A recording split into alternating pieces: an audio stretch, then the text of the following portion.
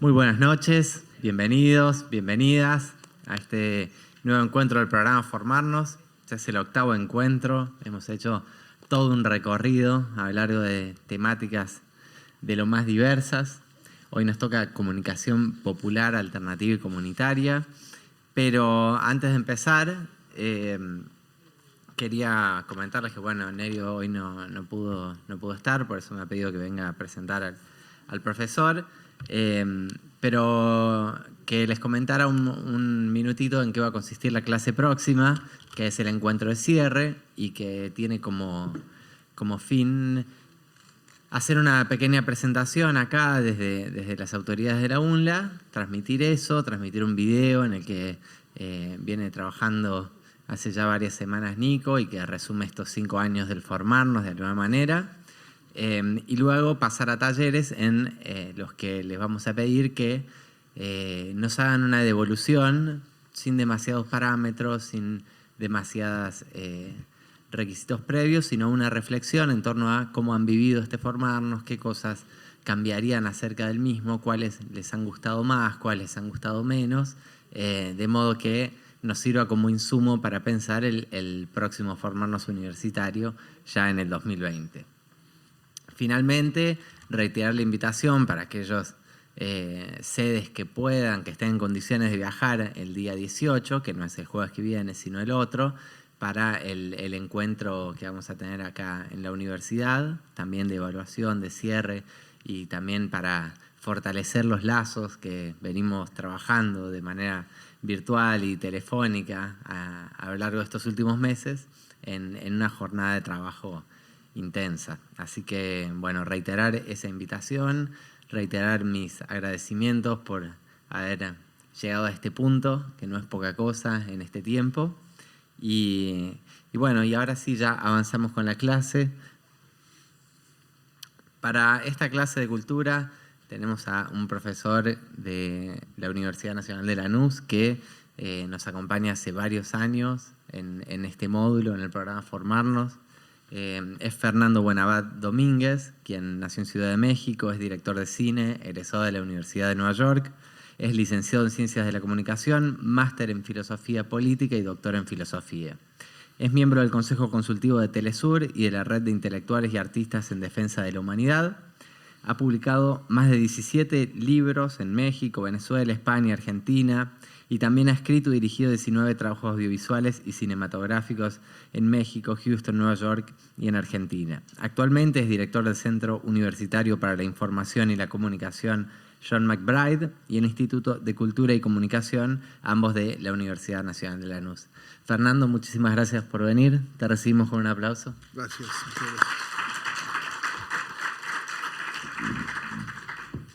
Buenas tardes a todas y todos. Saludo a los presentes y a los distantes, con un abrazo siempre de patria grande, con un abrazo siempre de afecto profundo y de respeto por este país, Argentina, que ha sabido ser en alguna época, y volverá a serlo muy pronto, estoy seguro, lo que se llamaba la Atenas de América, ¿no? Por este país, y en este país se han publicado y hecho grandes fenómenos y acontecimientos culturales, intelectuales y científicos, y eso es un honor y un privilegio poder compartirlo a quienes trabajamos aquí en este país y en esta universidad particularmente, ¿no? Bueno, el tema de esta exposición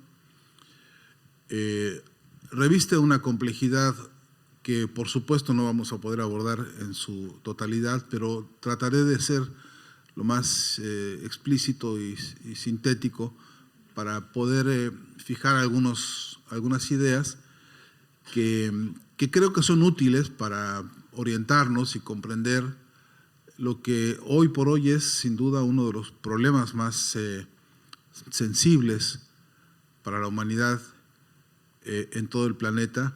Y cuando uno va mirando en cada país y en cada región los distintos problemas que se nos presentan en materia de comunicación, vamos viendo la envergadura que este fenómeno y este concepto tiene, y luego los tantos desafíos que se presentan hoy por hoy en este campo. Para abordar el tema, debo decir que algunos conceptos, aclarar algunos conceptos para poder manejarme con ellos más claramente. La palabra comunicación, en el contexto de esta exposición, se atiene a una de sus acepciones que creo que es la más importante. La palabra comunicación significa construir comunidad. Y eso tiene un problema profundo que atañe a preguntas que se multiplican de inmediato, porque cuando uno piensa en construir comunidad, uno se pregunta qué clase de construcción, para qué clase de comunidad, o en qué clase de comunidades. Esta es una larga, profunda condición de la especie humana que nos hace ser como somos, precisamente. Nos da la nota esencial de lo que somos, porque somos seres fundamentalmente sociales, seres sociales por naturaleza. Decía el viejo Sócrates, animales políticos somos, ¿no? Bichos que nos necesitamos los unos a los otros, porque si no, no podemos sobrevivir. Una especie que para conservarse solo puede hacerlo uniéndose, solo puede hacerlo asociándose, solo puede hacerlo juntando fuerzas. Una especie como la nuestra que no puede de ninguna forma sobrevivir aislada. Después veremos por qué algunos efectos históricos de aislamientos, como el individualismo y como algunos otros, incluso patologías, producen daños severísimos a la estructura del modo de ser de la especie humana. Pero la palabra comunicación, entendida como construcción de comunidad, nos conduce directamente también a una serie de otras reflexiones. Porque, por ejemplo, es larga la historia de los seres humanos viviendo en condiciones de sociedades fracturadas. La histórica explicación de nuestra forma de vida histórica ha sido, entre otras cosas, que vivimos sometidos a un régimen de un grupo opresor, gobernando, dominando, sometiendo a un grupo oprimido.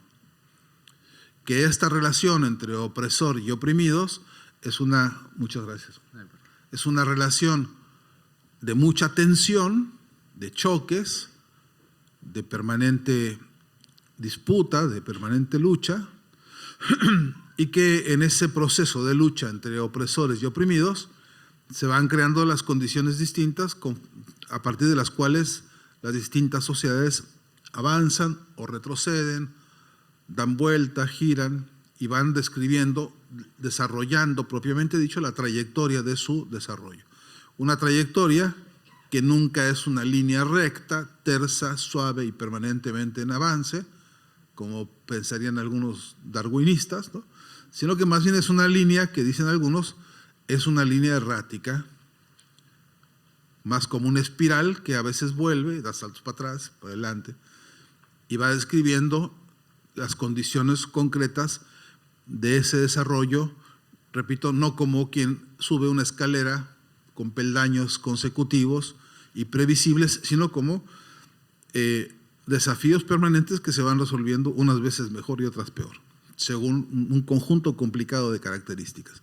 Pero en el eje de esta reflexión está la necesidad de los grupos oprimidos u opresores de crear sus distintas comunidades. Y por lo tanto la palabra comunidad también necesita que sepamos y que advirtamos de qué clase de comunidad se trata. ¿De qué hablamos cuando hablamos de comunidad? ¿Estoy siendo claro? ¿Me hago entender? Esto es muy importante porque la comunicación, para poner en común algunos conceptos, necesitamos primero que algunos hagan el esfuerzo de hacerse entender, ¿no? Y no es una virtud mía muy fácil. más bien tiendo a ser enredoso. Por cuanto a este proyecto de preguntarle a la comunidad cómo es que debe construirse y qué clase de comunidad, hay que estar advertidos porque muchas trampas, muchas emboscadas, muchos equívocos, muchas nebulosas, muchas confusiones se dan. A veces se piensa en comunidad y parecería que estamos pensando en algo per se o por sí, pulcro, nítido, claro, bueno, y no siempre. A veces se encierra ese concepto de comunidad cuando se lo usa o se lo manipula algunas trampas. Acabo de escuchar en una radio de la capital federal un anuncio que decía, se puede decir nombres de las empresas, no pasa nada, ¿no? Decía, súmate a la comunidad Coto, ¿no? Porque ahí inventaron una comunidad virtual, le llaman, una comunidad que se hace por internet, en las redes sociales, ¿no? Que uno se inscribe en lo que propiamente dicho es un padrón de clientes, y a ese padrón de clientes o a ese listado de clientes le llaman ahora comunidad Coto. Y le llaman ellos comunidad solamente para tener el pretexto de andarle mandando a uno publicidad a su correo electrónico, a andarle ofreciendo créditos que hoy son impagables, ¿no? No voy a detener en eso porque sé que es un tema muy amargo hoy por hoy para todos, pero es verdad que la palabra comunidad históricamente se la ha venido usando como un pretexto para obligarnos a solidarizar con algunas iniciativas, cuando que hay que ver de qué comunidad se está hablando y cómo se debe o se puede participar. Construir comunidad obliga a preguntarse para qué. Y entonces la palabra comunicación, que a veces se la confunde con medios de comunicación, se puso muy de moda en el mundo entero desde los años 50 y un poquito antes, la idea de que se estudiaba comunicación como si se estudiase el manejo de las herramientas para la comunicación. Dicen algunos, estudié comunicación y ya manejo la cámara. ¿Se han dado cuenta de eso? Y no es lo mismo, ¿eh? No equivale saber manejar una cámara a saber construir comunidad.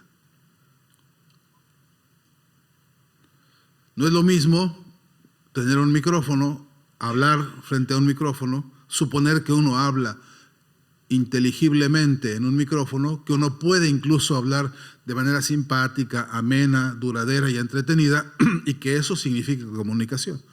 No es exactamente lo mismo. Por más que sí, algunos modos para la comunicación sean útiles en la construcción de la comunidad. Es más fácil construir una comunidad de sentido o de intereses cuando se tiene amabilidad, cortesía y respeto por los otros, cuando no se insulta su inteligencia, cuando no se ofenden sus derechos fundamentales, cuando se da lugar al otro y se lo trata con dignidad.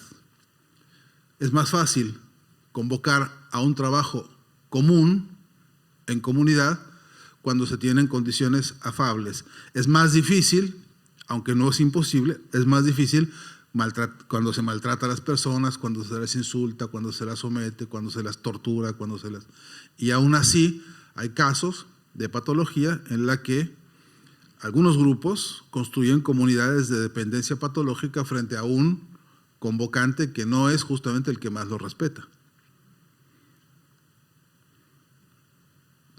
No quiero poner ejemplos, pero por ahora, más adelante pondré algunos, pero sí alguno que puedo adelantar es cómo se puede crear una comunidad de simpatías por un sistema, digamos, electoral o político, que en el fondo lo que hace es mentir o maltratar o engañar o producir todo lo contrario al beneficio y al respeto por una comunidad.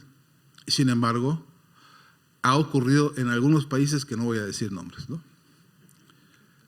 Porque justamente no es lo mismo construir una comunidad que pretende dignificar a los miembros de esa comunidad que construir una comunidad para servirse de esos miembros de esa comunidad. Y los medios de comunicación juegan un papel importantísimo en esto, porque son formas de extensión de un discurso en el cual se contiene está contenido el interés verdadero del que quiere construir a qué tipo de comunidad.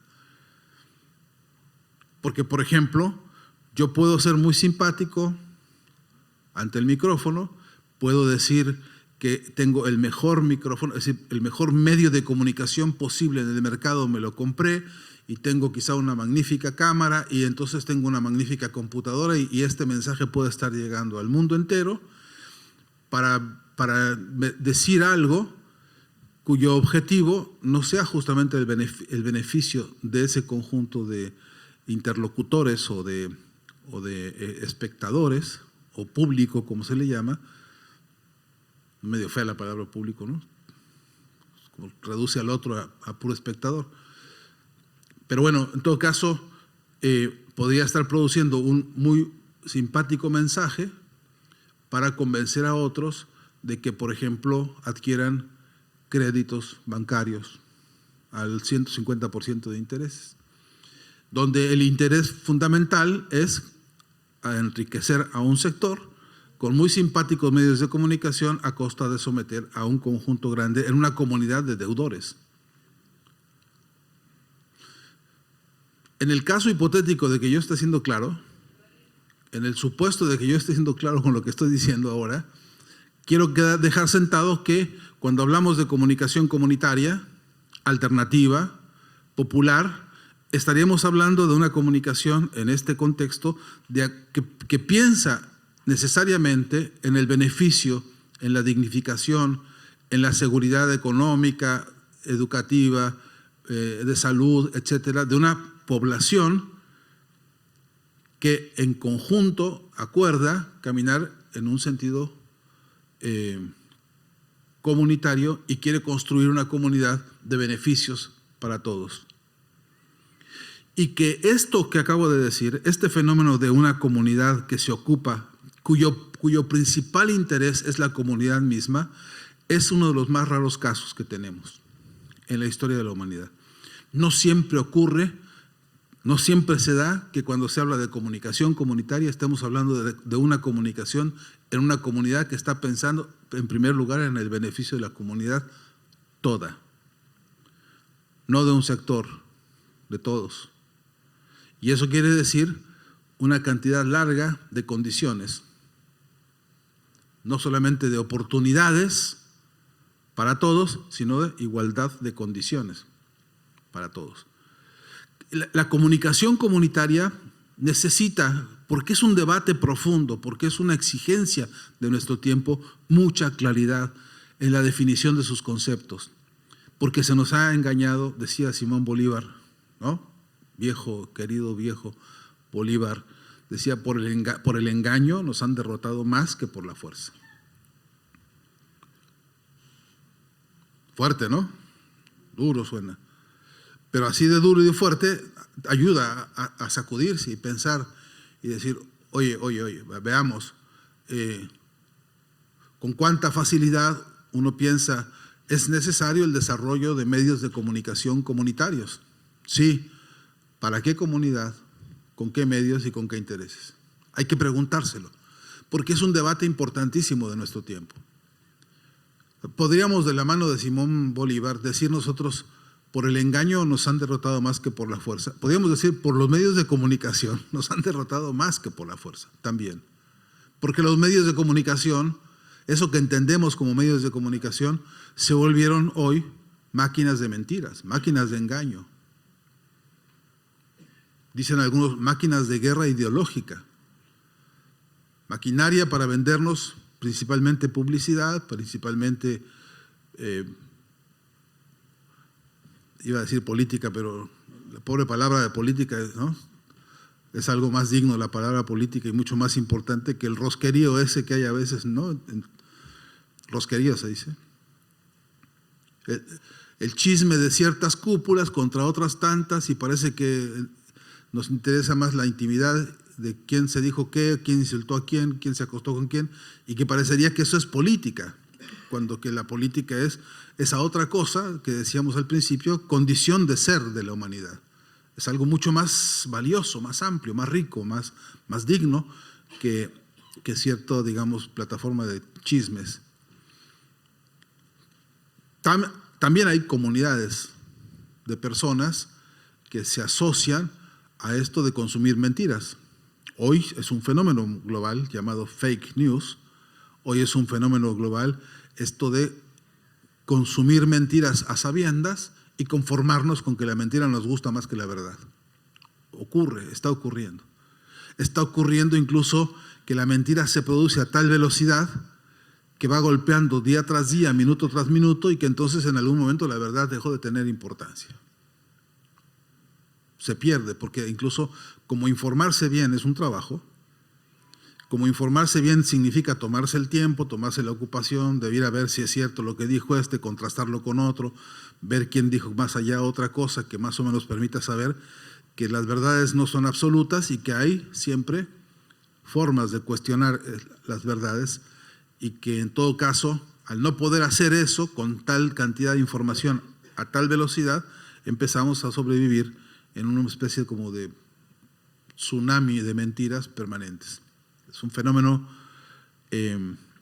hoy se está estudiando muchísimo también. Así que a la pregunta, repito, ¿qué cosa es la comunicación comunitaria o alternativa, como también le llaman algunos? Tendremos que, repito, si queremos inscribirnos en un conocimiento profundo y en un debate que está vivo hoy a nivel internacional y especialmente en la patria grande, tendremos que saber decir, repito, explicar qué cosa queremos poner en común, qué construcción de qué clase de comunidad queremos impulsar, y después en qué términos y en qué plazos se va a hacer semejante construcción para dignificar qué de lo social, qué de lo comunitario, en qué periodos.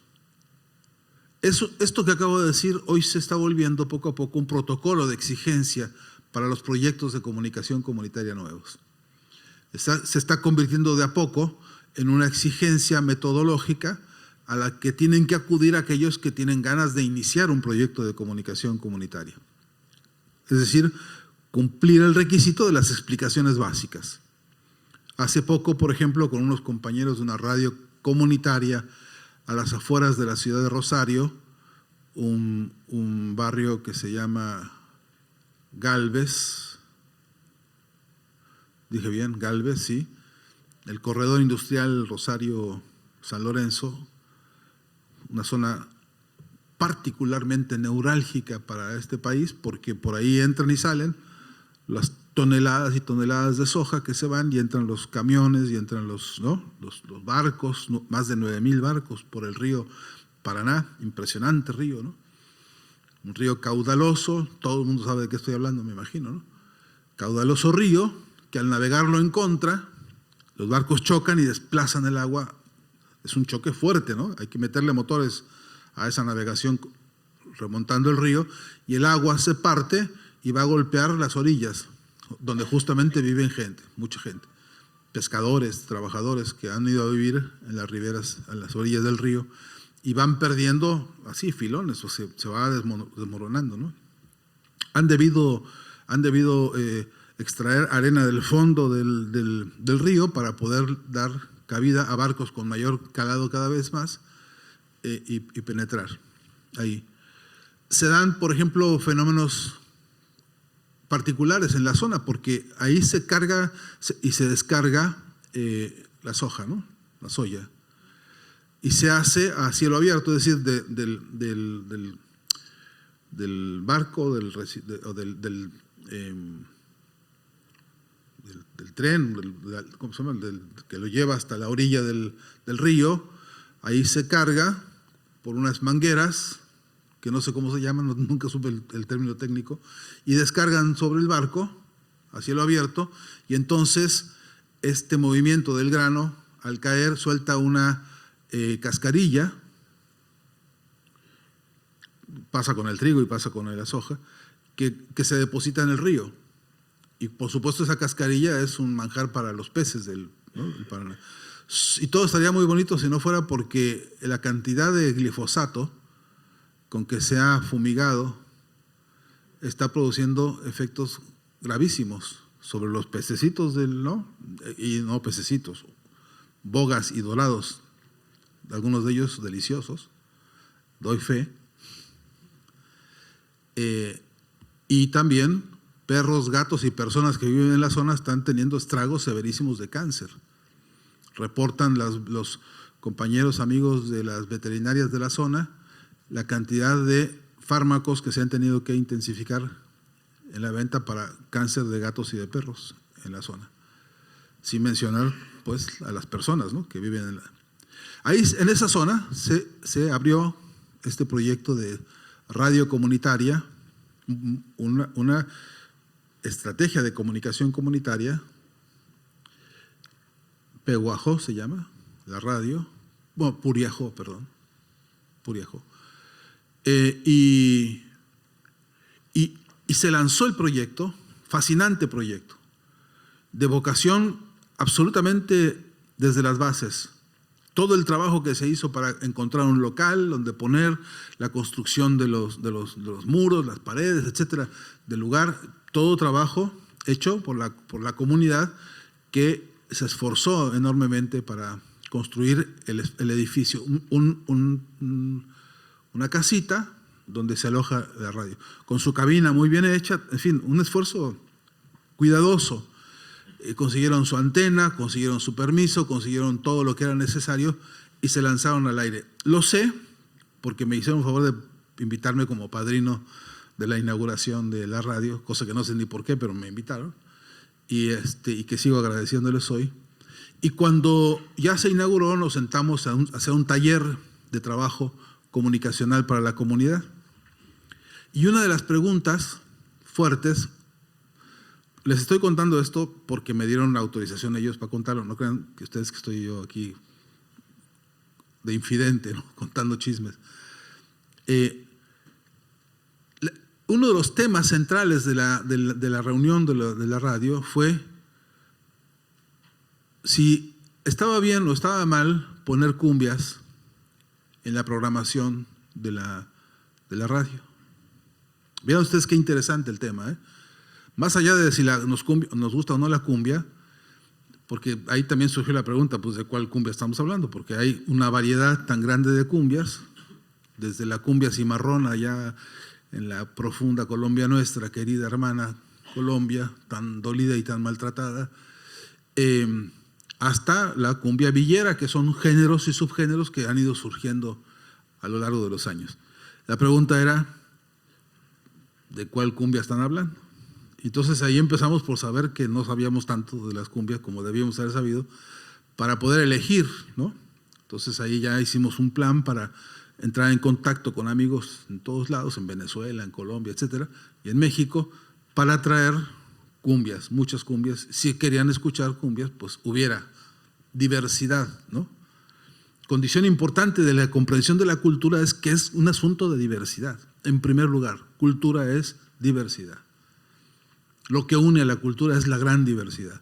Entonces, si uno conoce nada más un tipo de cumbia, lo que realmente está haciendo es traicionar al espíritu de la cumbia, que es como cultura diversa, ¿no? Bien, pero fíjense ustedes que es como decíamos en México, hicimos el barco y lo echamos al agua a ver si flota, ¿no? Y ahí nos percatamos, en conjunto con el trabajo, de que es importante haber preguntado antes cómo debía ser la programación de la radio, en términos de los temas que le importan a la comunidad. Que, por cierto, a esa comunidad hay temas que le importan más que a otras comunidades, ¿no? Ustedes imaginarán que cualquier consulta médica por la radio, ahí tiene una importancia, sobre todo estas enfermedades vinculadas a lo oncológico, tiene una jerarquía de esa información de tal nivel mayor a la que podría tener en algunos otros lugares, aunque parece que dicen ahora que toda Argentina está llena de glifosato por todos lados, ¿no? Pero habría que ver, en todo caso, cómo en estas iniciativas comunitarias se trataba de poner en común alguna suerte de defensa comunitaria frente a la agresión del glifosato. Porque le interesa a esa comunidad. Y le interesa a esa comunidad, incluso empieza a poner jerarquías dentro de esa estrategia de defensa, que es, me interesa defender a los niños. Quiero que los niños no padezcan eso, no lo sufran.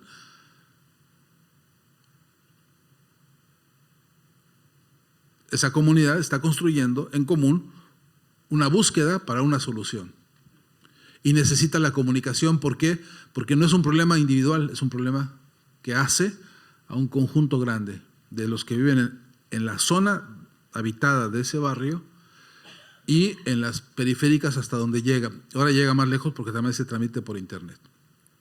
Entonces, es una especie de sello indeleble en la personalidad y el carácter de este proyecto de comunicación comunitaria, partir de sus necesidades concretas e inmediatas.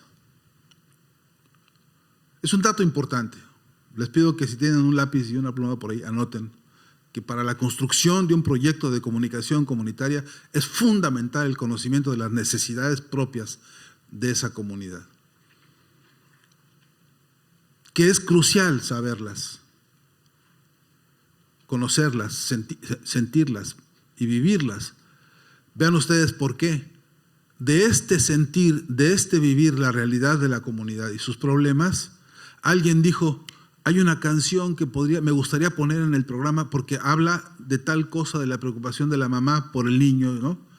Y entonces empiezan a surgir soluciones del campo simbólico, como el de la música y de la canción y de la poesía, para ir enriqueciendo el trabajo de la construcción de la comunidad. ¿Estoy siendo claro?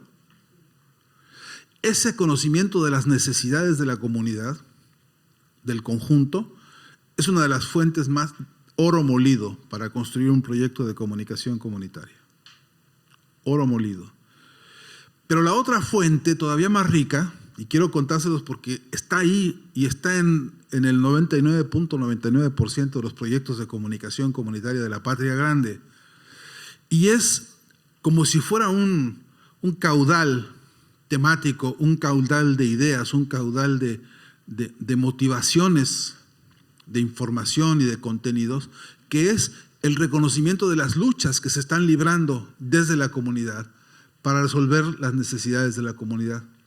Que la ecuación de detectar necesidades e identificar las luchas constituye los dos grandes ejes de la construcción del contenido del trabajo en la comunicación comunitaria. ¿Estoy siendo claro? Por ejemplo, una batalla interesante que se está dando en ese lugar del que hablo ahora, después ya lo voy a abandonar para contarles otros, ¿no?, que existen. Pero ahí, por ejemplo, se detectaron problemas gastrointestinales en los niños más chiquitos, 4 o 5 años. Dijeron: no, este es un problema que tenemos. No voy a dar detalles, pero desde los dolores de estómago hasta la preocupación de las mamás está complicadísimo. Entonces encontraron un médico que aquí le llaman sanitarista. Ahí se fue a la radio y lo entrevistaron, y el médico empezó a decir cosas que eran soluciones a los problemas y lo convirtieron en una lucha consistente en un proceso así de complicado. Lavarse las manos, compadre. Hay que lavarse las manos antes, durante y después de todas las necesidades fisiológicas. Lavarse las manos, porque la transmisión de enfermedades gastrointestinales por no lavarse las manos es altísima y es peligrosa, y hay enfermedades perfectamente curables que si no se atienden. Bueno, estos compañeros armaron una campaña de comunicación comunitaria para lavarse las manos. Una batalla, una lucha. Ustedes dirán: es una tontería eso, porque todo el mundo se lava las manos. Ni todo el mundo se lava las manos, ni todo el mundo se lava las manos bien, que no es lo mismo. Pero lavarse las manos y bien es una forma de abrir una lucha contra un conjunto de problemas de la comunidad. Y así les puedo ir diciendo cómo se llenó la agenda temática para la radio. Por ejemplo, el embarazo temprano, que es un problema. No por el embarazo, sino por la falta de contención, de acompañamiento social y comunitario que tienen muchas de las mamás muy jóvenes. Ya es un problema para algunas categorías, pero más problemas que no tengan acompañamiento, contención, calor, amor, cariño. Bueno, otra lucha que se emprende también, y que los medios de comunicación en esa comunidad lo que hacen es construir la comunidad de afectos también, construir la comunidad de sentido, para que todos entendamos de la misma manera el mismo problema. ¿Estoy siendo claro? Ese es un ejemplo de por qué cuando uno quiere emprender la comprensión o la ejecución de un proyecto de comunicación comunitaria o alternativa, debe entrarle por estos rumbos, que son el reconocimiento de necesidades sociales y las luchas que están en marcha, o las que incluso están por nacer. Dos vertientes de gran importancia, porque de ahí rápidamente salen los temas, y los temas, y los temas. Ahora, cada comunidad también tiene que definir en qué orden de importancia se manejan esos temas. ¿A qué hora? ¿No? Porque eso es otro lío interesantísimo. Un señor que quería hacer un programa, ya no le quedaba hora, me decía, ya nomás tengo a medianoche una hora para hacer de 12 a 1. Dijo, pues yo quiero hablar de mecánica, de los coches, y no sé, pues a esa hora ¿quién lo va a oír? Decía, ¿no? Porque son trabajadores de la comunidad que van, pues, quieren descansar, ¿no? Entonces andaba negociando él, quien le daba unos minutos en la mañana y él daba unos en la noche y haciendo sus arreglos. que por cierto también son producto de una nueva camaradería que surge, ¿no? en la propia dinámica de la construcción de estos medios de comunicación. Vean ustedes la importancia crucial. Ahora estoy mencionando 3 o 4 ejemplos así, casi al paso, pero cuando las comunidades jerarquizan, en el sureste de México, en Chiapas, por ejemplo, las comunidades indígenas que han construido radios comunitarias tienen, por ejemplo, como tarea número 1 defenderse de lo que se llama ya las guardias blancas, que son los grupos armados de los terratenientes que están atacando a las comunidades indígenas para echarlas de sus tierras y usurparles, ¿no? sus tierras a los movimientos indígenas. Piensen ustedes que en México son 56 distintas etnias, hablando 56 distintos idiomas, para una población de más o menos 30 millones de indígenas en México. Somos 140 millones en total, de los cuales 30 millones aproximadamente, sin tener dato cierto, son indígenas hablando lenguas propias. En esas comunidades indígenas, la violencia del aparato del Estado, la violencia de los terratenientes y latifundistas contra las comunidades indígenas produce desplazamientos terribles y por sus condiciones absolutamente infernales para las comunidades. Por lo tanto, las comunidades que han podido construir su radio comunitaria tienen como premisa la autodefensa. Y se notifica por la radio, cuidado que anda dando una camioneta dando vuelta por allá y atentos compañeros, pongan piedras para que no pasen o para que no salgan, ¿no? Y que se hace hasta un sistema medio policíaco de ellos mismos de autodefensa con el uso de las radios. En la ciudad de Oaxaca, por ejemplo, hace unos años se reunieron, se hizo una asamblea que se llamó Asamblea Popular de los Pueblos de Oaxaca, sureste de México, que era una asamblea de 500 asambleas. Una cosa increíble. Se asentaron en la ciudad de Oaxaca y la primera necesidad tremenda era, hay que comunicarse con todos. ¿Cómo hacemos? La decisión que tomó la asamblea que había tomado la ciudad de Oaxaca, se había asentado ahí como una protesta social, es histórica esta protesta en México. Lo primero que hicieron fue irse para la radio de la Universidad de Oaxaca y se la apropiaron. Un debate muy, muy lindo, hasta poético, porque ellos decían, no, nos la reapropiamos. Porque en realidad son radios que están concesionadas y pertenecen el espacio radioeléctrico le pertenece a la población. Es propiedad del pueblo, ¿no? Propiedad de la nación. Entonces dijeron, no, nos la reapropiamos. Y entonces, en ese instante en que entraron y tomaron los micrófonos, cambió toda la programación de la radio. Hay grabaciones hermosísimas de cuando se hizo este cambio. Minutos antes decían, escucharemos ahora de Juan Sebastián Bach, su obra, Dios, alegría de los hombres, por la Orquesta Sinfónica de Berlín, bajo la dirección del... Ustedes han oído eso, supongo, ¿no? Alguna vez. Y entonces, minutos después, era, para todos ustedes, la canción de La Malinche, ¿no? la maldición de la Malinche, y cambió la temática, y cambió la programación, y cambió el tono, y cambió todo, porque la comunidad trajo consigo el conocimiento de sus necesidades y el conocimiento de sus luchas, como la programación obligatoria para este proyecto, ¿no? Para esta etapa. Era la comunicación comunitaria rediseñada sobre la coyuntura histórica, ¿no? Trabajando. ¿Estoy siendo claro? Bueno, ya eso tuvo una dimensión enorme, porque a esa a esa transmisión de la Radio Universidad de Oaxaca se sumaron otras muchas pequeñas radios comunitarias, y de pronto era una especie de multimedio comunitario que fue una experiencia súper floreciente y que rápido le trajo al oído a cientos de miles de personas cosas que nunca escuchó, de música, de noticias, de voces, de denuncias, y entre otras tareas, digamos, prioritarias, estaba, como era una lucha fundamentalmente en defensa del magisterio, plantearon la lucha comunicacional y dijeron: es falso que los profesores no estén dando clase. No están dando clase en las escuelas porque están en huelga, pero en la casa de fulano están los muchachos tomando su clase.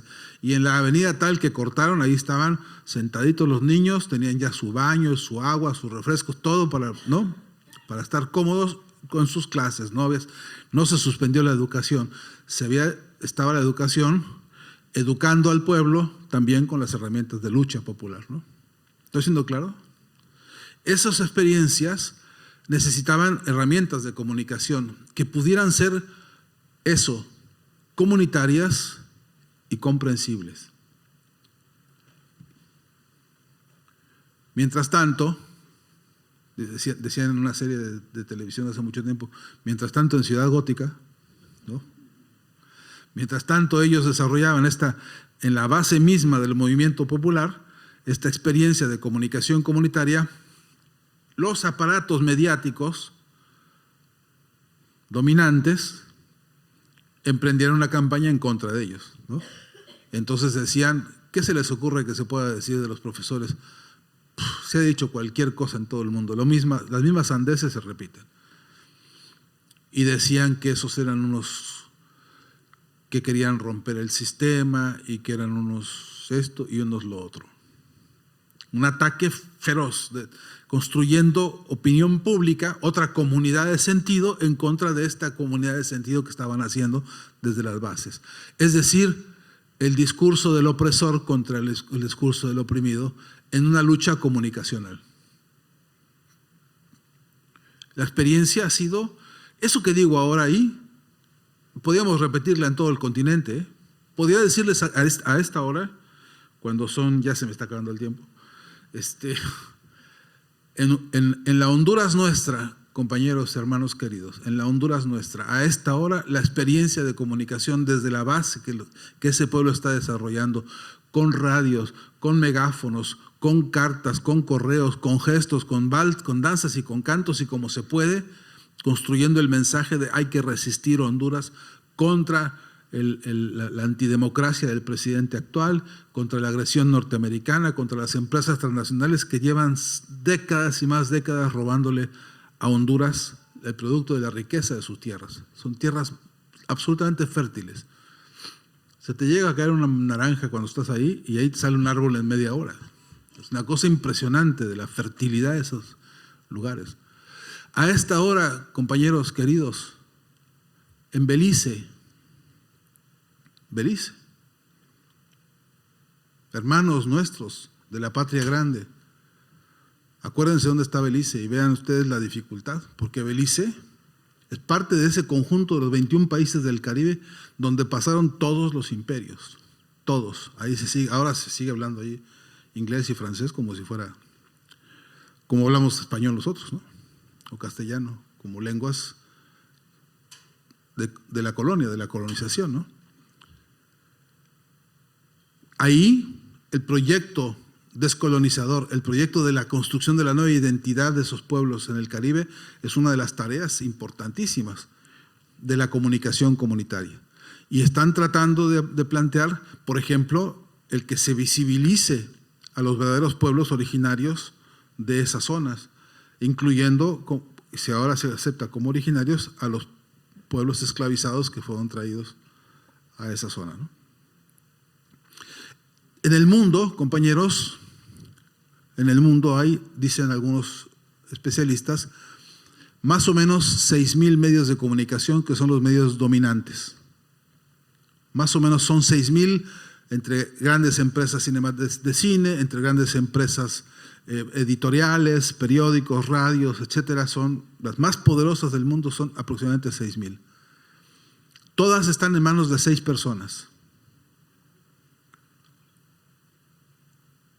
Todas controladas por 6 grandes monopolios transnacionales que son los que determinan lo que vemos, lo que consumimos en términos de medios de comunicación, como los llaman ellos, y los que determinan también que seamos como ellos quieren que seamos y no seamos como nosotros quisiéramos o pudiéramos ser si fuésemos personas libres de elegir la cultura que queremos, la que nos es, porque es nuestro derecho ser y recibir una cultura, pero también es nuestro derecho transformarla para hacer una cultura nueva, más dignificante, más amplia, ¿no?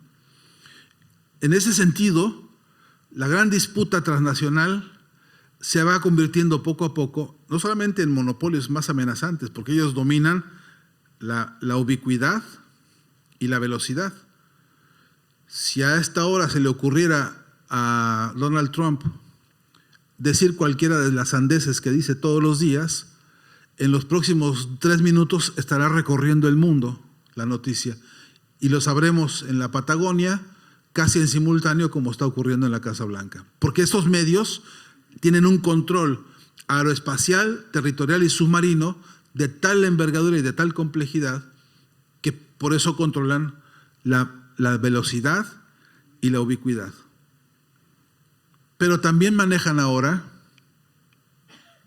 la masividad de los datos, lo que hoy se llama el Big Data, que es la cantidad infernal de información que transita, por ejemplo, en las redes sociales. Cada vez que uno le dice un like en el Facebook, cada vez que uno entra a una página, cada vez que uno mira una foto, cada vez que uno hace lo que haga a través de las computadoras o de los sistemas de llamadas redes sociales, toda esa información entra en un gran compendio que la clasifica, que la define. Si ustedes tienen cuentas en las distintas redes sociales, seguro cuando se inscribieron pusieron su nombre, cuándo es su cumpleaños, en dónde viven, capaz que hasta su teléfono y su correo y el nombre de su novia, de su tía y de su abuelita. Y ellos tienen todos esos datos, por eso yo sé, cuando veo el Facebook en la mañana, cuántas personas cumplen años que yo ni conozco, pero ya sé que cumplen años un montón que pusieron sus datos ahí. Y es muy probable que a esas personas, de una manera u otra, alguna información se esté manipulando para saber el registro de la edad, los hábitos, las costumbres de esas personas, cómo se comportan, qué quieren, qué piensan, qué sienten, qué les duele, qué les gusta. Basta con que yo le diga a 10 fotos en el Facebook, me gusta, me gusta, me gusta, para que alguien empiece a conocer cómo soy. O saque un perfil, ¿no?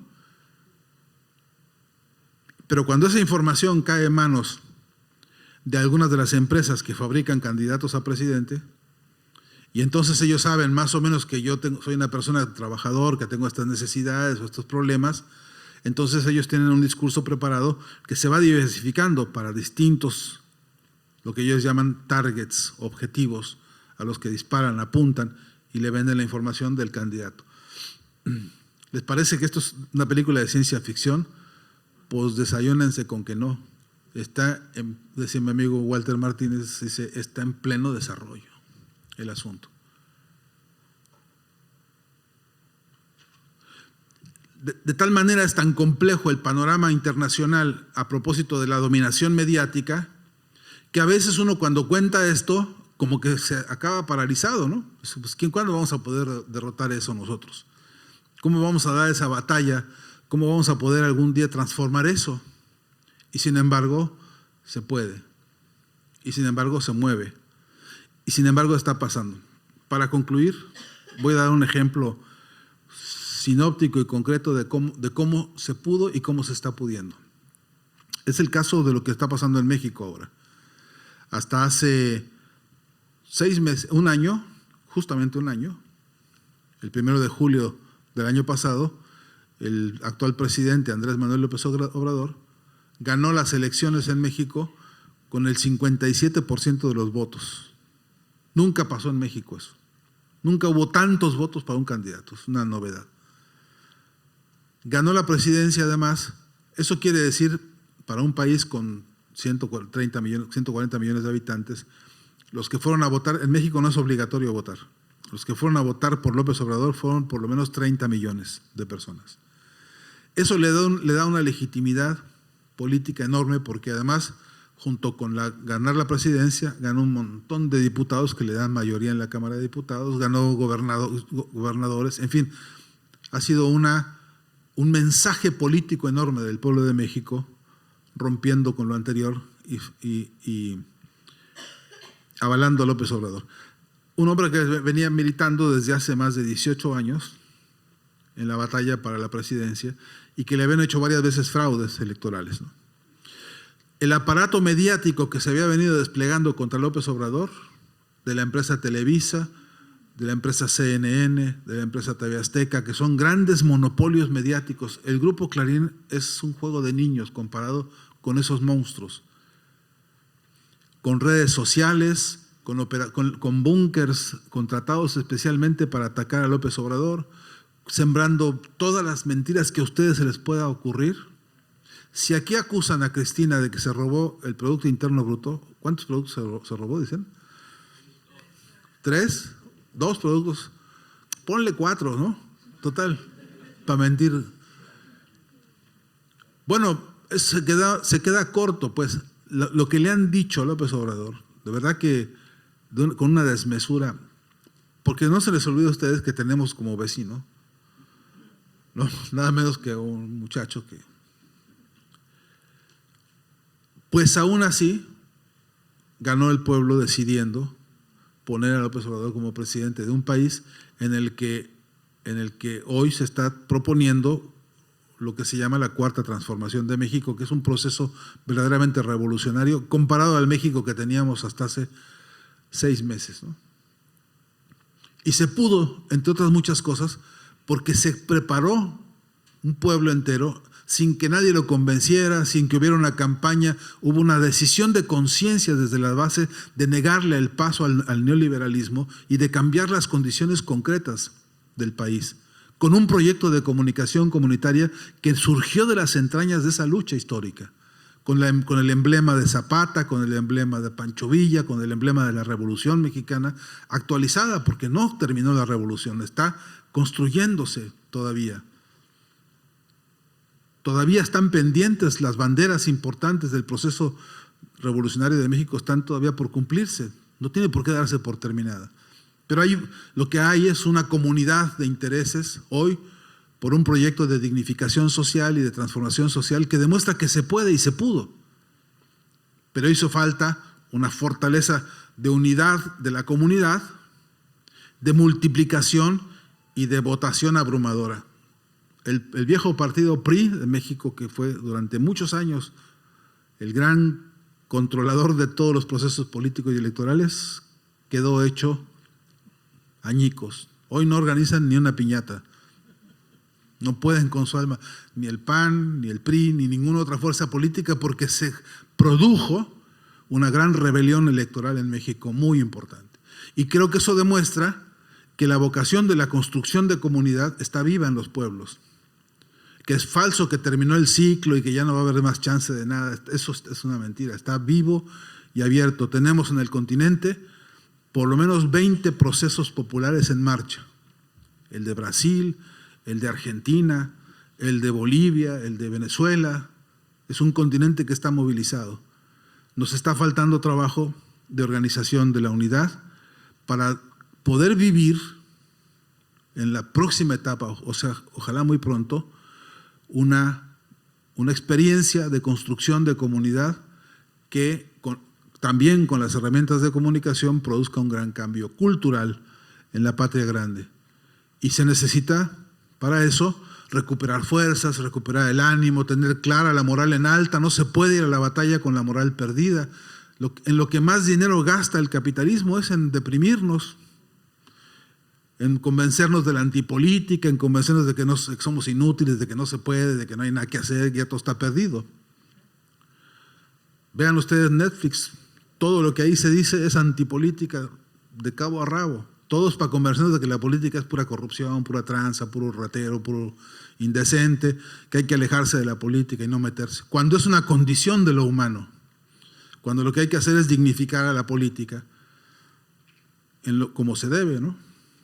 Con los principios, con la lealtad, con los valores y con el interés máximo de que la comunidad no tenga mayor jerarquía y mayor cosa en su cabeza que la comunidad misma, de todos, ¿no?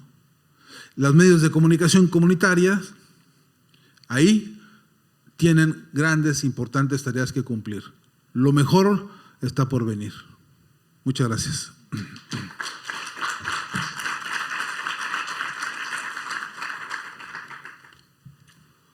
Ya se me enfrió el café por estar aquí.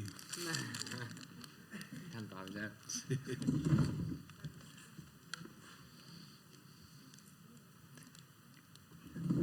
¿Alguna pregunta por acá? Mientras recibimos el resto de las sedes, nos envían por WhatsApp preguntas del resto de las universidades. Hablen ahora o callen para siempre. Allá hay un señor. Sí, por favor.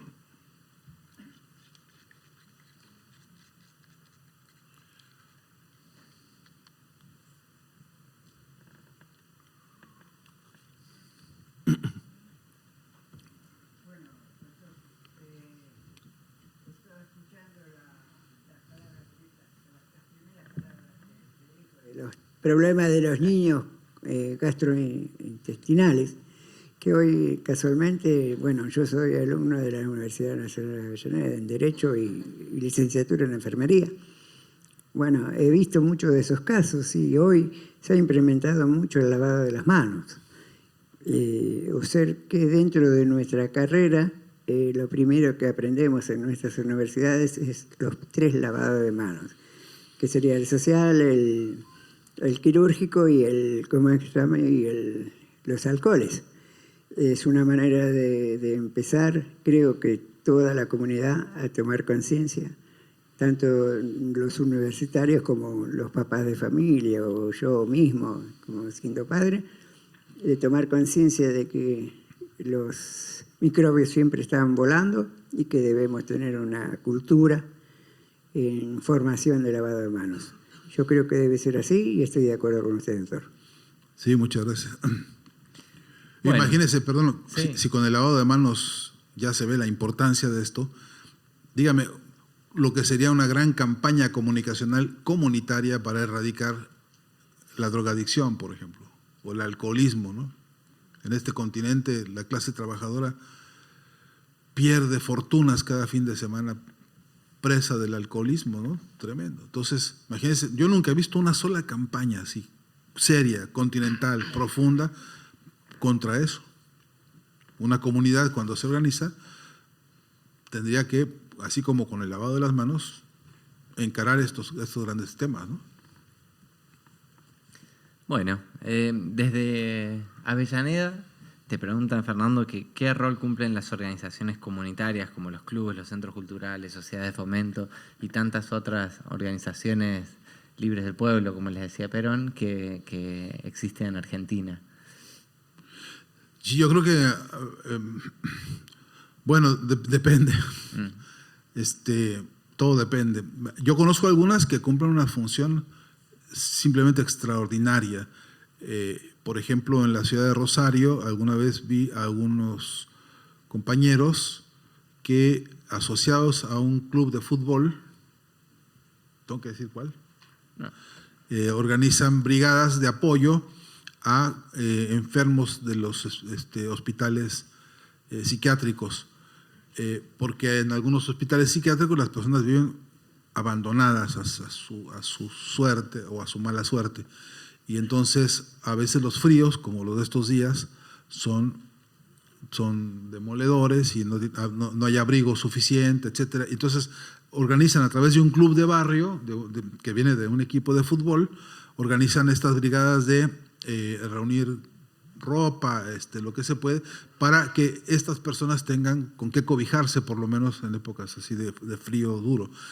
Pero lo mismo pasa acompañándolos con algunos medicamentos, en fin, es un grupo que se preocupó por ese tema en particular, y creo que es un trabajo, y hacen permanentemente festivales, encuentros, eventos.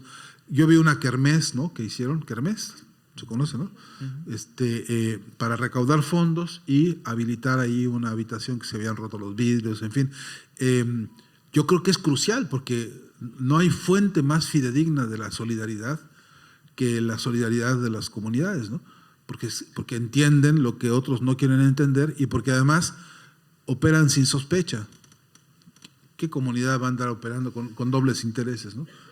Hay algunos que, con el fin de hacerse publicidad o con el fin de ganar no sé qué, se hacen los buenitos, ¿no? Pero en las comunidades populares de barrio y de base, me parece que lo que brilla es la ética de la solidaridad por encima de otras cosas, ¿no? Desde Santiago del Estero preguntan qué opinión tenés de la aparición de figuras como Snowden o Assange como héroes colectivos globales. ¿Lo son o cómo deberíamos pensarlos? Son figuras importantísimas. No cabe duda que nos ha tocado el privilegio de ver, de conocer a estas personas que nos, primero porque jugándose la vida, poniendo en riesgo su propia vida, lo que han hecho es aguzar el ingenio, el conocimiento tecnológico, para poner a la vista de todos nosotros algo que no debería estar escondido nunca. Ningún embajador puede tomar decisiones sobre el compromiso de un país, del futuro de un país, a escondidas de ese país. Y hay muchas decisiones que se han tomado a escondidas, y entonces lo que ellos han hecho es mostrar, exhibir, ahora, como dijimos hace rato, reapropiarse de la información. La información es un bien social. La información no puede ser propiedad privada. La información no puede ser una mercancía. Es un derecho humano fundamental. Lo está consagrado por la Declaración de los Derechos del Hombre, por el informe McBride incluso. Está reconocido que la información tiene una entidad de propiedad colectiva. Entonces, si alguien, por ejemplo, está haciendo acuerdos, por ejemplo, para vender o comprometer la riqueza del río Paraná para los próximos 30 años con otro país, en una embajada, pues este pueblo tiene todo el derecho de saber qué están planeando. Entonces, si lo escondieron y alguien lo develó y mostró el grado de la corrupción disfrazada de diplomacia, ese tipo es un héroe, a mi entender, ¿no? Y hay que darle el reconocimiento y el respeto, porque de manera absolutamente desinteresada a la Argentina le regalaron un paquete de información para que sepa cómo se manejaban los correos electrónicos entre las embajadas. A México nos regalaron filones de información para ver cómo Odebrecht se estaba moviendo por aquí y por allá, cómo se están manejando los contratos para compraventa de armas, en fin, hay todo un tinglado de las relaciones comerciales de los países a través del sistema diplomático, por mencionar solamente ese, que bueno, entonces son miles y miles y miles de correos electrónicos. La gran dificultad de eso es ponerse a estudiarlo y a organizarlo y sistematizarlo, pero es una información valiosísima. Y además, por eso se ocuparon estos dos compañeros de distribuir la información en distintos lugares para que distintos depositarios de la información la fueran trabajando con el tiempo, porque es muchísima. Eso fue hasta donde ellos trabajaron, lo que se ha seguido produciendo. Pero plantearon un dilema, una discusión de nuestro tiempo, y es crucial. Tenemos derecho a saber lo que se está decidiendo en los escritorios de los diplomáticos.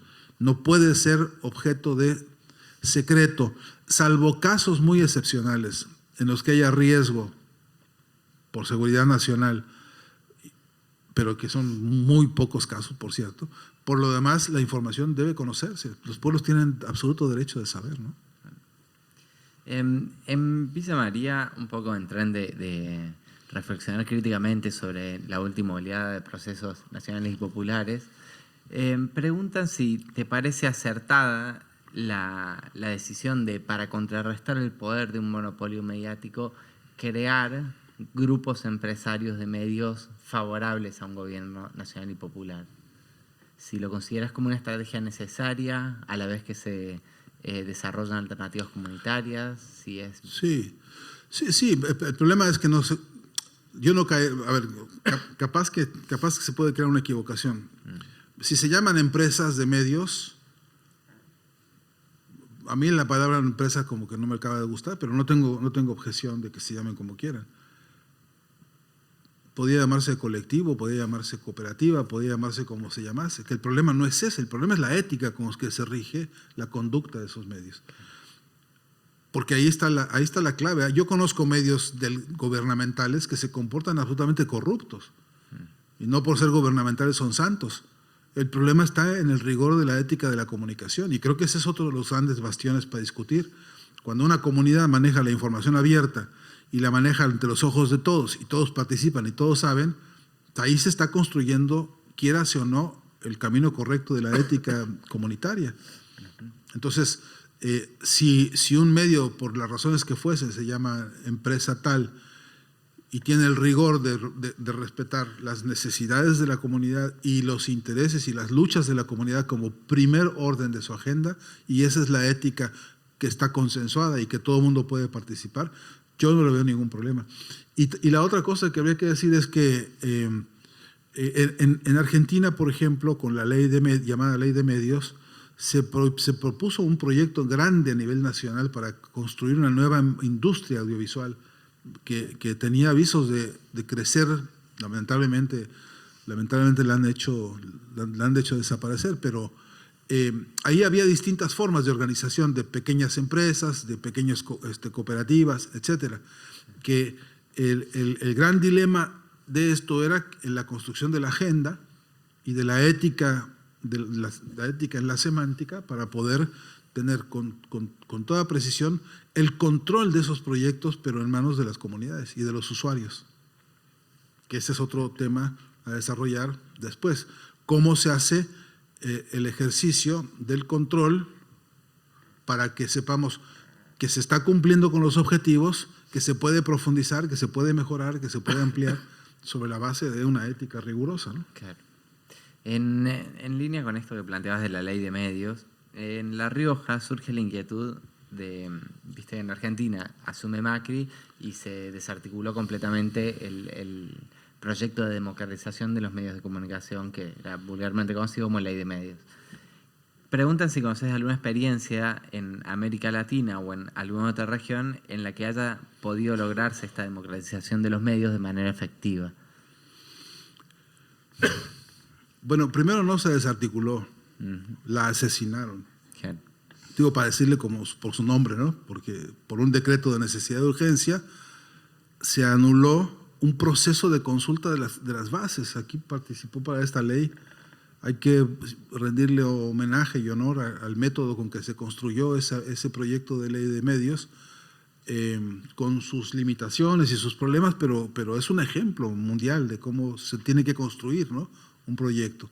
Y lo asesinaron con un decreto de necesidad y urgencia. Eso es imperdonable por todo concepto. Eso merecería un juicio político de largo alcance, que algún día ojalá se pueda hacer.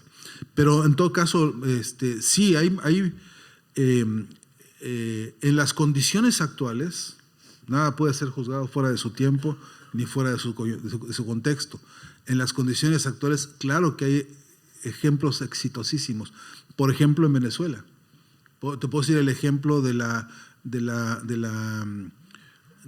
Telesur, que es, vaya, si ustedes no se pueden imaginar el portento de trabajo y de luchas que ha tenido que librar Telesur para poder sobrevivir en un continente en el que la adversidad mediática es tan grande.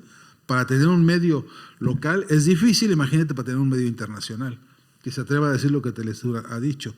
Es un ejemplo exitosísimo de trabajo comunicacional. No dije que esté completo ni que sea perfecto, ¿no?, pero que en sus objetivos de corto alcance, de corto plazo y de mediano plazo ha venido siendo muy exitoso, no tengan la menor duda. Que le faltan un montón de cosas, sí, claro. Y además, porque es un proyecto que ha vivido todo el tiempo bajo el acoso de guerra, ¿no?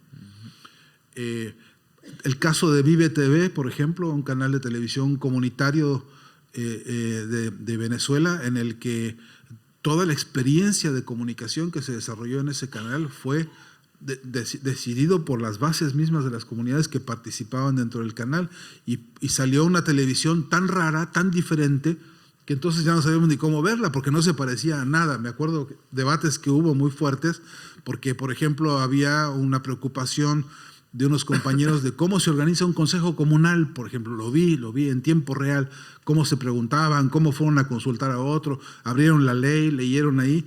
Bueno, eso tiene un tiempo para procesarse. Estábamos viendo la intimidad de un proceso de organización social para un consejo comunal. Entonces, pues no era rápidos, furiosos y ¿cómo se llama? No eran balazos y coches volando, ni trompadas, ni mujeres y hombres desnudos, no era eso.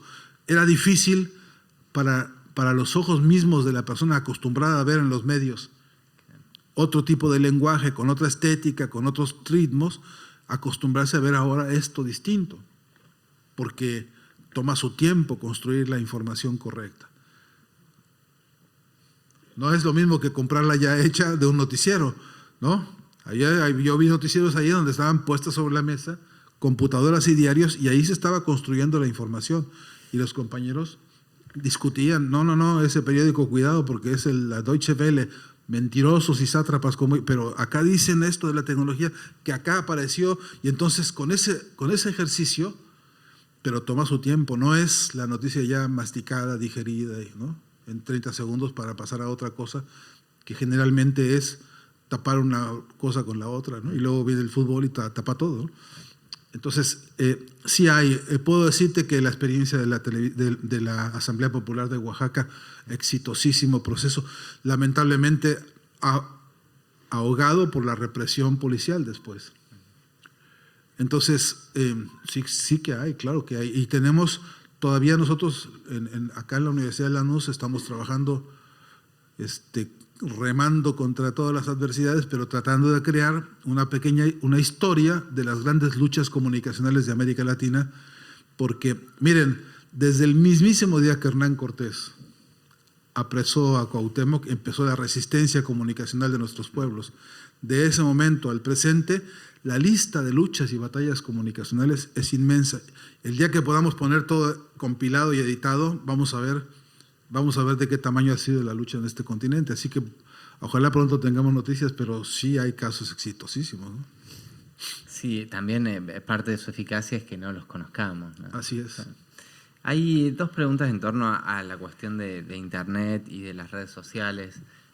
Una, quiere saber qué te parece este tipo de iniciativas como el Destape.com o la Radio Futurock, que son casi autogestionadas, que reciben aportes voluntarios de personas que las consumen, pero no trabajan con publicidades, y que pareciera que se está construyendo otra lógica. Y por otro lado, en Santiago del Estero reflexiona en torno a lo que significó el apagón de las redes de WhatsApp, de Instagram, y del grado de vulnerabilidad que tenemos, pensando en que cada vez la política pasa más por esas redes, ¿no? O al menos la circulación de información que se consume de inmediato. Sí. Mira, ¿la pregunta es por la misma persona o en el mismo lugar? No, son dos preguntas distintas. Una sobre los medios, las iniciativas del Destape, y otra es... Parece que se pusieron de acuerdo, porque en el fondo es el mismo problema, ¿no? Claro. Porque a mí me encanta que a un periodista como Navarro haya hecho este trabajo que es, a mi parecer, ejemplificante de lo que hay que hacer, ¿no? En términos de no esperar a pedir permiso a nadie, hay que hacer lo que hay que hacer para la batalla que tiene que librarse, ¿no? Sobre todo contra tanta mentira, ¿no? Porque estamos viviendo un régimen de mentira, pura mentira, ¿no? Entonces, sin embargo, el problema es que si no tenemos a Navarro, ¿qué pasa? Es una persona. Entonces, ¿no? el problema es que todo depende como mucho de una sola persona. Y, ojo, ese es un problema. Ahora es una solución importante, pero puede ser un problema. Y lo mismo pasa con respecto de la luz, ¿no? Porque dependemos ahora, nos reclinamos demasiado sobre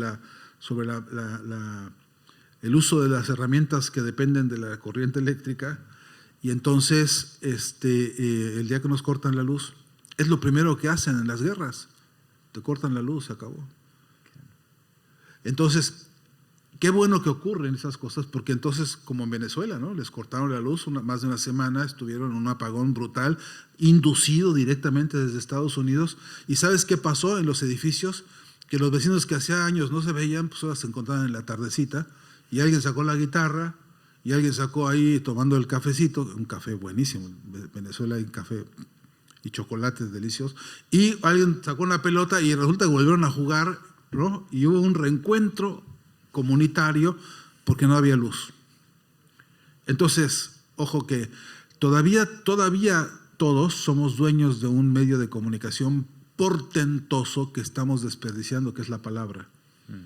Y yo creo que aún sin luz, a oscuras, uno puede conversar con otros de todos los temas, a veces amorosos, que es muy sabroso, a veces políticos, que también tiene su chiste, y entonces, pero somos artífices de nuestro medio de comunicación portátil, que es la palabra, cosa que hemos descuidado mucho. Ojo que yo llamaría la atención sobre, cuando hablamos de medios de comunicación comunitaria, la necesidad de volver a entrenarnos con la palabra, para poder tener la palabra precisa, la mirada concreta, porque la palabra te exhibe, te expone, te dice quién es este que está hablando.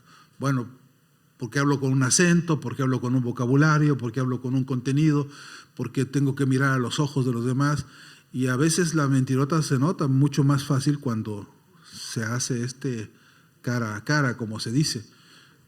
Pero necesitamos recuperar el entrenamiento de la palabra. No para el discurso así grandilocuente, sino para poner la voz y escucharnos, ¿no? Creo que ahí es una magnífica pregunta, porque me parece que en las dos dimensiones, tanto de la figura de Navarro, que repito, me parece ha hecho una tarea extraordinaria, pero cuando ponemos demasiada dependencia en dos ejes como el del individualismo o como el de la dependencia tecnológica, es grave. Más grave con lo otro, porque nosotros no fabricamos ni un solo tornillo de las herramientas de comunicación que usamos. Todo lo que tenemos de tecnología es transferencia de fortunas y fortunas, comprándoles a ellos tecnología para esto. Así que en batallas como las que ahora tenemos pendientes en Argentina, ¿no? Vamos a volver. Ahí tenemos que, a lomos de la palabra, porque no podemos depender. Ellos van a invertir muchísimo dinero en comunicación. Van a contratar a las empresas. Hay 5 laboratorios de guerra psicológica en el mundo. Ya están contratados. No les miento. Yo sé de JJ Randón de Miami, los compas que son de allá de Italia, de este sátrapa que se me está yendo el nombre ahora, Berlusconi, ¿no? Tiene que sus laboratorios de guerra que ya están en conexión con esto. El Durán Barba que es otro crápula, ¿no? Que anda circulando por todo el continente. Es decir, estos escenarios cuestan fortunas y ya están puestas en marcha. Nosotros tenemos que crear todos los antídotos posibles para eso, y eso es la voz convencida de que hay que pasar a una situación nueva de país en el que con más amplitud, con más pluralidad, con más dinamismo, con más claridad, se defienda lo que es propio, y no todo un pueblo arrodillado ante 10 empresarios de los peores que hay, ¿no? Claro. Tenemos preguntas acá en el auditorio. Buenas tardes, señor. ¿Cómo le va? Fascinante y encantadora su exposición. Muchas gracias. Y muy clara. Usted hablaba de los fenómenos comunicacionales en México. Nosotros acá en la Argentina también hemos tenido fenómenos comunicacionales, que fue en los fines de los 80, principios de los 90, las explosiones de las radios comunitarias, o sea, las famosas FM barriales. Y cómo hacían los medios ya establecidos, por ejemplo, las FM 100 y demás, para combatirlas, o combatirnos, porque trabajaba yo en ese momento en las radios, en una radio de Adrogué. Era a las 8 de la mañana empezaban las transmisiones, y el Confer sabían dónde estaban ubicados, porque generalmente se transmitía en forma clandestina casi, ¿no? Entonces se sabía que venía el Confer a allanar. ¿Y qué se hacía? Las otras radios, por ejemplo, pongo en el caso Lomense, avisaba por el teléfono del vecino, porque no existía el celular, y desmantelábamos el transmisor. Desmantelábamos la radio y cuando venía el confer a allanar, la casa estaba vacía. Se iba el confer, volvíamos a montar los equipos y comenzábamos a transmitir nuevamente. Lo único que quedaba era la antena colgada, pero bueno, no la podían sacar. Pero esa fue la lucha que se dio acá también en la Argentina para poder tener las radios comunitarias. Acá en Lanús tenemos, por ejemplo, FM Fuego, fue FM Sur, que bueno, ya no está, pero tenemos FM Fuego, tenemos Lanús, tenemos un montón de radios locales. O sea que acá en la Argentina también se dio una lucha por tener la posibilidad de comunicarnos. Muchas gracias. Sí. No, pero que bien que lo dice usted, porque esas radios comunitarias, junto con las asambleas que se desarrollaron allá en el 2001, ¿no? Las asambleas populares en las calles son otra forma de comunicación comunitaria también, ¿no? Pero tienen Rodolfo Walsh, ¿no? Para tener escuela de estas iniciativas heroicas, ¿no? En más de un sentido. Esta misma metodología la siguió en México Radio Sandino. Radio Sandino transmitió desde México mucho tiempo, porque no podían, obviamente, desde Nicaragua, pero hacían ese trabajo. Genaro Carnero Checa, que fue presidente de la Federación Latinoamericana de Periodistas, colaboró permanentemente con eso, y me acuerdo que Genaro hacía eso, corría diciendo, ya dieron el pitazo de que, y entonces desarmar la radio y correr para allá. Nuestra rectora en esta universidad sabe de eso también, porque ella bastante bien que conoció a Genaro y a Rodolfo Puigros, que también era otro cómplice de toda esta movida en México, y que eran proveedores de experiencias que venían de la propia experiencia argentina. Así que sí que hay. Y mire, una cosa que usted me hizo recordar esto, porque tengo 2 minutos, ¿sí? Sí. Yo hago una denuncia formal aquí y ahora contra una persona que se dice periodista de nombre Fanny Mandelbaum, ¿no? Fíjate que el otro día fui a Rosario a dar una conferencia y a medianoche no me podía dormir. Y entonces puse la radio y escuché esto. Fíjese qué dato. Una persona que se escuchaba la voz mayor le decía a esta persona, tengo mucho miedo porque estuvieron diciendo en la televisión que están las entraderas y que se meten los tipos y que violan a las personas y las golpean y estoy aterrorizada, decía una persona, estoy sola. Bueno, entonces una llamada que ellos graban como en los mensajes, ¿no? Y al rato otro señor que también se le escuchaba a una persona mayor, decía, yo también estoy solo porque ya vivo no sé qué y tengo miedo porque dicen que en el barrio, y 3 o 4 llamadas que coleccionan así y para mandar una especie de tanda, dicen ellos, ¿no? Y entonces cuando volvieron al aire, la mujer decía, es que sí, porque se meten los tipos que vienen ahí de los barrios esos allá de la provincia, ¿no? Y que son estos motochorros o no sé qué, y entonces se meten.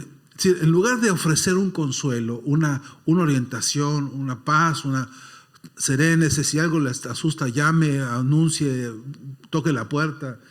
Es decir, alguna salida a la angustia, todo lo contrario. Eso ya constituye tortura contra la población usando los micrófonos de estas empresas, una radio que no me acuerdo donde trabajaba esta mujer, ¿no? Entonces, quiero decir que esta ecuación es muy importante porque mientras se construyen radios alternativas y comunitarias cuyo trabajo es levantar la moral y el aliciente y la conciencia y la información y la claridad frente al panorama, estos otros trabajan así, hormiga, minucioso, cabeza por cabeza, sembrando el terror con la gente, torturando psicológicamente a la gente. Este es solamente un ejemplito chiquito, pero de la ecuación cómo es, ¿no? ¿Cuál es el rol y el papel de estas radios que han sido heroicas por su lucha y su método de lucha, luchando contra esto otro que es un delito de lesa humanidad, ¿no? Una más. La última. No, un poco con esto último que dijiste, ya me respondes a la pregunta, pero la pregunta era, ¿cuáles son los elementos centrales para la construcción del enemigo y la producción del odio? Y, por ejemplo, como si lo puedes desarrollar con algún ejemplo, por ejemplo, cosas que uno no entiende. Por ejemplo, personas, no sé, un kiosco le preguntan, ¿cuánto vendió? Le hacen todo un interrogatorio y dice que todo va mal, pero más sin embargo dice su odio es tan grande por Cristina, no tiene argumentos, pero digamos que la odia tanto que no la votaría a Macri. O por ejemplo en Colombia, el plebiscito por la paz, algo totalmente irracional, o sea que la gente votó que no quería la paz mayoritariamente, o no sé, tal vez, o sea, es otra cosa, pero tal vez también esto que está pasando con los migrantes hondureños, de que primero se estaba construyendo un relato de solidaridad del pueblo mexicano, de que los migrantes venían, el pueblo mexicano los ayudaba, y un poco se ha venido dando vuelta ese relato después de esta reunión de López Obrador y Trump, donde López Obrador cede, digamos, porque lo amenaza por los aranceles, y ya hay un relato más del migrante invasor, del que viene a robar el trabajo, un poco profundizar eso. Y bueno, me interesa bastante ese tema. Capaz que si querés profundizar de eso, me interesaría mucho el tema de la migración ahí en México, y bueno, esta cosa que pasó ahí de bueno, ceder y militarizar la frontera, que tiene un montón de consecuencias, digamos. Bueno, difícil. Voy a hacerlo más sintético para finalizar. Pero, a ver, la construcción del enemigo tiene un vector que es como el cable de alta tensión y que creo que es un objeto de estudio semiótico, palabreja medio inhóspita a esta hora, pero que tiene que ver con estudiar la construcción del sentido, ¿no? La producción del significado de las cosas. Un vector duro de esto es, según nuestros trabajos en este sentido, es ahí donde haya una llamita, por chiquita que sea, que indique organización popular, organización social, con alguna vertiente transformadora, ahí empezarán a construirse todos los demonios. Ojo, la llamada caravana centroamericana fue bautizada como caravana por la Deutsche Welle. Ellos son los autores de la frase, del membrete. Deutsche Welle era una empresa de comunicación alemana, una agencia internacional de noticias también, porque lo que había es ahí una base de organización, un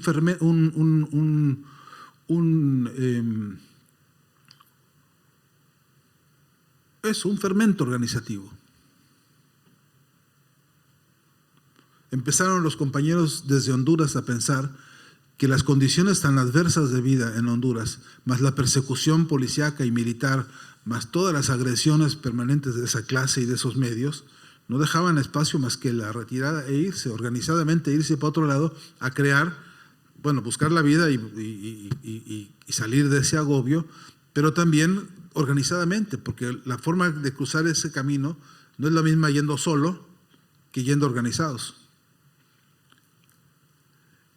Eso cambia todo la estrategia. Cuando empezaron a organizarse, esa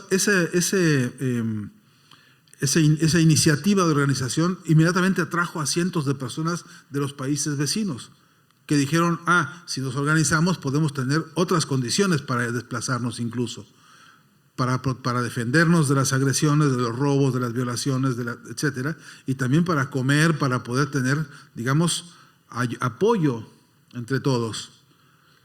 Ahí se volvieron peligrosos. Ese fue el quiebre. Y en lugar de ser una organización popular marchando hacia Estados Unidos, como originalmente se proponía, Organización Popular Centroamericana, rápido la bautizaron Caravana Centroamericana. Suena como hasta que van de paseo, ¿no? Caravana es una palabra tan light, tan estésica, que le resta todo el poder revulsivo que tiene esa organización. Y claro que rápidamente produjo en México solidaridad de la gente. Esa solidaridad no se ha borrado. Y les puedo decir a ustedes que hay organización popular de base que ha trabajado solidariamente con todos los inmigrantes que han pasado por México, que viajan en condiciones terribles. Hay películas sobre esto. Gente que se para al lado de la vía del tren con bolsas con comida y gaseosa, y cuando pasa el tren les lanza. Y hay un trabajador va y se hace sus 10 tortas de jamón, ¿no?, como las del Chavo del Ocho, y le pone su gaseosa y se la avienta al compañero que va arriba del tren o donde puede, y así cientos de miles de personas a lo largo de la vía hasta el norte. Esa organización espontánea, voluntarista, si ustedes quieren, nace de la base misma de la gente que comprende el drama, ¿no?, de esto.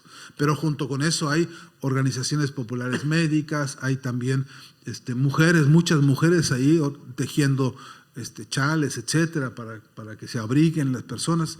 Es decir, hay una, digamos, fortaleza solidaria popular luchando todo el tiempo contra la satanización. Eso es lo que pasa. Las condiciones en las que ahora Donald Trump ha impuesto, quiere impedir el paso de estas personas, incluso con sanciones, ¿no?, ha obligado al gobierno mexicano a acatar un dispositivo de, digamos, normalización de documentos, porque como esos que son ilegales, entonces el primer requisito es que todos estén identificados, pues por el espionaje. Y eso se lo impusieron al gobierno mexicano. Pero ¿qué hizo López Obrador? Y me parece que ahí hay que entender mejor digamos, la situación política, que es, le dijo, sí, pero lo que vamos a hacer es, mira, tenemos un fondo que se llama Fondo Centroamericano de Inversión para desarrollar actividades productivas agrícolas en toda Centroamérica. Vamos a echar a andar ese fondo y vamos a desarrollar un proyecto productivo de gran envergadura para la parte centroamericana y mexicana. Entonces, como tú me estás diciendo que yo tengo que hacer eso, tú me estás habilitando para que yo sea el protagonista que organiza eso. Entonces, de lo que López Obrador era hasta hace unos días, como un presidente que tenía que pedir pasaportes y documentos para transitar por el país, y el que no los tuviera no entraba, ahora se convirtió en el que lidera el proyecto productivo de la región, que tiene un montón de entradas, ¿no?, que significa, no es la revolución, no es la solución, es un paliativo con un enfermo que tiene 80 grados de temperatura y hay que bajársela como de lugar porque la hambruna está tremenda en esa zona. Entonces, siendo tan fértil Centroamérica, el problema es gravísimo. Entonces, si ahora se puede articular organizadamente un proyecto de producción que invierta, no sé si las cifras son 60 o 70 hectáreas cada tanto espacio para que haya ahí núcleos de producción, pero hay un fondo y se va a ejecutar y se va a hacer. Y ahora hay una organización política para eso. ¿Qué representa? Bueno, legitimar la asistencia médica, legitimar la asistencia, digamos, humanitaria para todos esos grupos. Incluso como se hizo ya con Guatemala, con campamentos de asistencia, ¿no?, grandes campamentos, que todavía existen algunos de ellos. Pero hay que darle la vuelta política a eso. Mediáticamente lo que la derecha dice es que Trump le impuso a López Obrador y que lo derrotó y que no sé cuánto, y la verdad que hoy lo que se ve en esta base organizada es un protagonismo político que dejó parado a López Obrador como un líder regional en Centroamérica para esta atención humanitaria de urgencia, ¿no? Bueno, entonces la construcción de ese demonio que tiene como punto de eclosión donde hay un proyecto de organización que nazca de las bases. Con esta hipótesis podríamos rastrear un montón de ofensivas, ¿no? Bueno, ustedes la ven todos los días. Ni bien hubo una voz que dijera o nos juntamos todos o no podremos, que ahí arreció la ofensiva, ¿no? Que no es que no estuviera fuerte, pero es que la han multiplicado. Ni bien pasó esta decisión estratégica de Cristina vicepresidente, ¿no? Ni bien se reconfiguró esto, la ofensiva arreció por la obvia razón de que está suscitando un espacio en el que ahora sí no te puedes hacer el burro, o te sumas y te organizas o estás jugando para el otro, así de claro. Ahora, que esa es la revolución, no lo sé. Espero que sea un primer paso, pero en todo caso lo que sí es que hay que sacar a estos de ahí, porque yo creo que este país está viviendo un golpe de estado financiero. Ya no gobiernan estos, gobierna el Fondo Monetario, deciden ellos qué se hace, qué no se hace, deciden ellos, ¿no? Y eso no es lo que este país propuso ni quiso cuando votó. Ahí está otra forma de la invención. Por último, diría una cosa, no se nos olvide, la escuela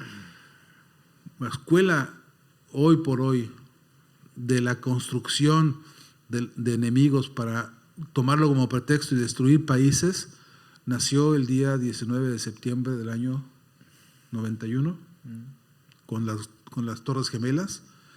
De ahí para acá se abrió una bisagra histórica que ha venido, ¿no?, mostrando formas distintas de la invención, por ejemplo, de las armas de guerra, las armas de destrucción masiva, por las que se justificó la destrucción completa de Irak, y que hasta la fecha nadie encontró las famosas armas, pero nadie responde por la destrucción de ese pueblo. Eso es lo que ellos quieren para Venezuela, es lo que están haciendo con Siria, ese es el esquema, esa es la catedral del discurso de la invención de los enemigos funcionando a esta hora, ¿no? No sé si contesté algo a tu pregunta, pero por ahí es por donde estamos trabajando las hipótesis semióticas, ¿no? Bueno, si la palabra organización es la que tanto los espanta, es justamente la que acá nos agrupa, ¿no?, en el formarnos. Así que ahora vamos a ir a trabajar los talleres, un poco en estos contenidos y un poco más desde la práctica y desde la experiencia particular que cada una de las personas que aquí están tiene. Así que te agradecemos muchísimo por haber venido, un nuevo año en el formarnos. Yo soy el agradecido, un abrazo para todos siempre y cada vez que pueda ser útil aquí estoy.